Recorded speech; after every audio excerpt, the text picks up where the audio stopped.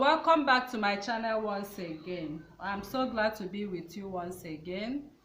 So today's tutorial will be focusing on the cape you are seeing on the screen. It's a trendy cape. Okay, so I want to show you how you can achieve that cape. So before we begin the sewing of this cape, I'm going to cut and sew this cape to show you how it looks like. So right now I will be taking the measurement of the cape on the dress form. So let's go to the dress form so you see how you'll be taking an accurate measurement of this particular cape before you stitch it to your outfit. Right, so we want to take the measurements of the cape. Okay, so I will be using this pin to identify where I want my measurement, my cape to start with. Okay, so when measuring your client, make sure you identify where the cape is going to start at the center front and where the cape is going to stop at the center back. So I'll be using these two pin points to serve as where my cape will start and where it will stop. So in taking the measurement, I'll just place it on my client's body like this across where I need the cape, across the arm. Can you see that? You can see. So you can see there, that is where I want the cape to stop, and at that point I have 24.5 inches. So this is how to take the accurate measurement of this particular trendy cape. Can you see that? All right, so let's go back to the working table so I can show you how to drop this cape and sew it accordingly. Alright, so now you can see how we measured our cape. Okay, so our cape length is 24.5 inches. So right now the 24.5 inches I have, I'll add, that is 24.5, I'll add 2 inches for sewing allowance, and then I'll be left with 26.5 inches. So I'm working with 26.5 inches. So now I come in with a fresh pattern paper now, and I'm going to fold this paper by 2 and make a crease line.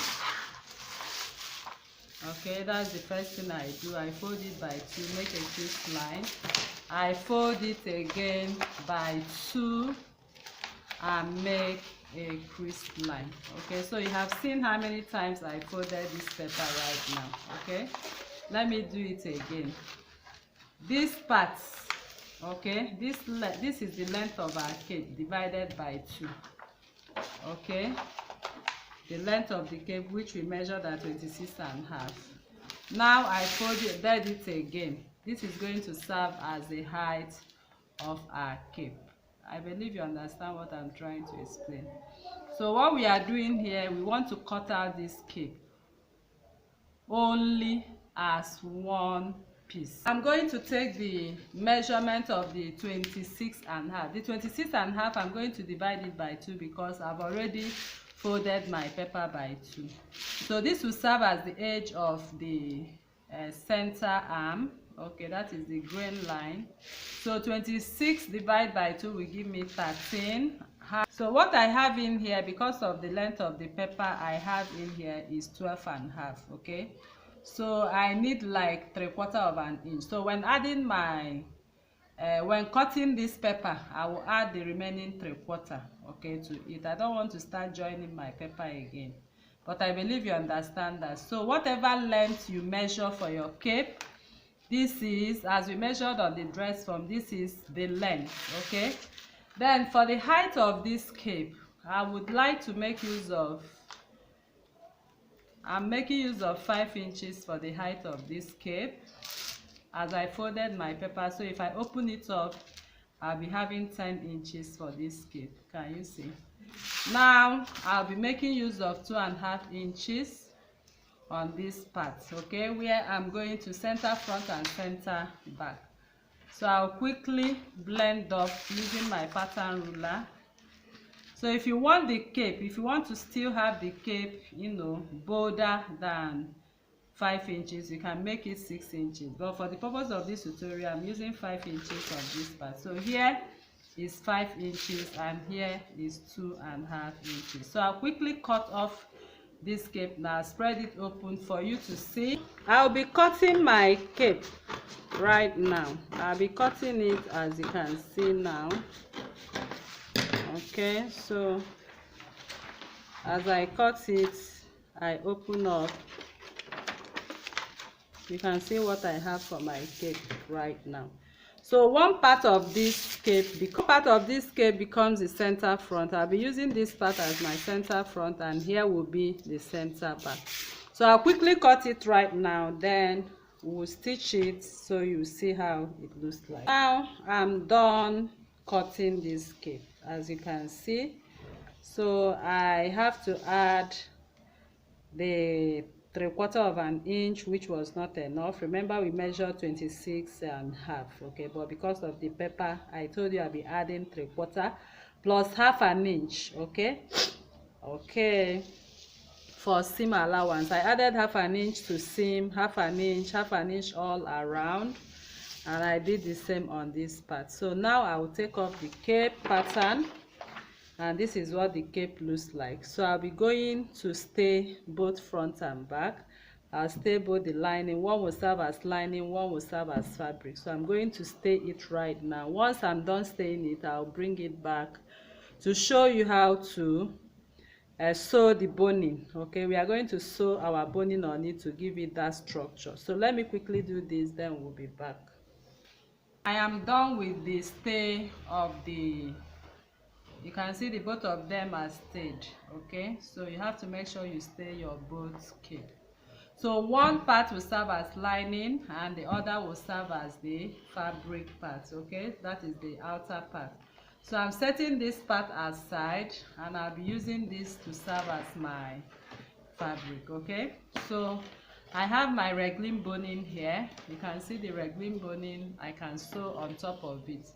So make sure you make use of a raglan boning so you'll be able to sew on top of it. So now as I'm sewing now, from the edge I will leave 0.5 inch, and from the center front or center back I will go in by 1 inch. I'll drop my raglan boning and I'll just sew following the shape. Okay, I'll sew down following the shape. I'm sewing on both sides of the raglan boning, here and here. Once I'm done with the upper part, I'll come over to the lower part and repeat the same thing. So I'll go to my machine now to sew the boning, and I'll bring it back to show you how to match the two together and turn. So now you can see I'm done sewing my raglan boning. So you can see the cape has actually taken structure. So you can see what it looks like at this point. Now remember, when we drafted this cape, we used 5 inches. Okay, and we used 2.5. You can use 4, you can use 3. So when you open up you have 6. It depends on the shape or how big or gorgeous you want your cape to be. Okay, so for this particular cape I really want it to be that gorgeous.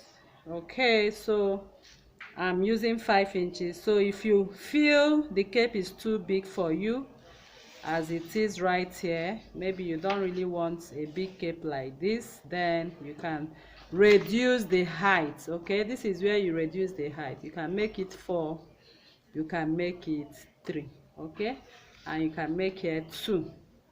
All right, so now I've sewn my boning. You can see the boning is stitched very close, as you can see, on both sides, giving the structure that we need. So the next thing I'm going to do is to sew this on top. That is the facing of this beautiful cape. So what I'm going to do now, I'm going to face this right side to right side. I'm facing it right side to right side, and I'll go into my machine and I'm going to sew on the first line I made before I turn. On the boning, I'm repeating my stitches on the boning. That is the first boning line. Okay, Then I'll do the same. I'll come over here and I'll sew at the boning line. So I'll quickly do that right now. But when I'm sewing, I'll be leaving about 4 inches on one side, so I'll be able to turn the cape. Okay, later I will also seal it up. All right, so let me quickly sew it and bring it back for you to see. You can see I've sewn the both together. I've stitched both lining and fabric together. So I left about 4 inches open, so I'll be able to turn, because the space we have here will not be that enough to turn this. Okay, so I'll quickly turn it around right now. I'll turn it around to the front part. Okay, so once I turn it around, it's going to be a little rumpled, but then you can go back to the ironing table to stitch it open. You can see I'm done turning it right now, so I'm going to sew close. Okay, I'll just turn this around and sew as I can, okay, to close it up. So once I close it, I'm going to give it a good press. Okay, so you can see where I have the boning is serving as the lining part. I'll move it out like this and iron it out nicely. Okay, so let me quickly do that and bring it back.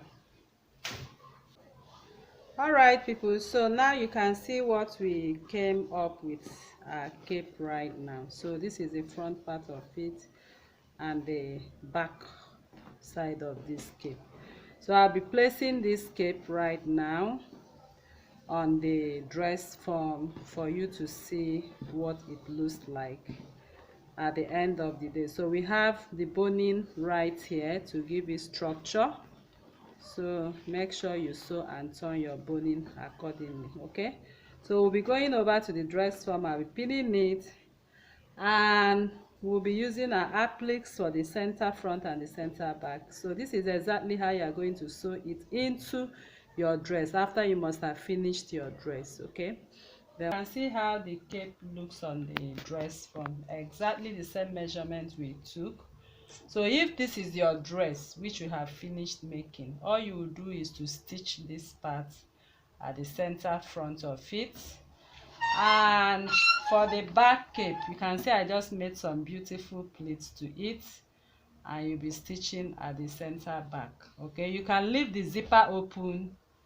Okay, you can sew this into the zipper, okay, and stitch together with your zip if you wish to do so.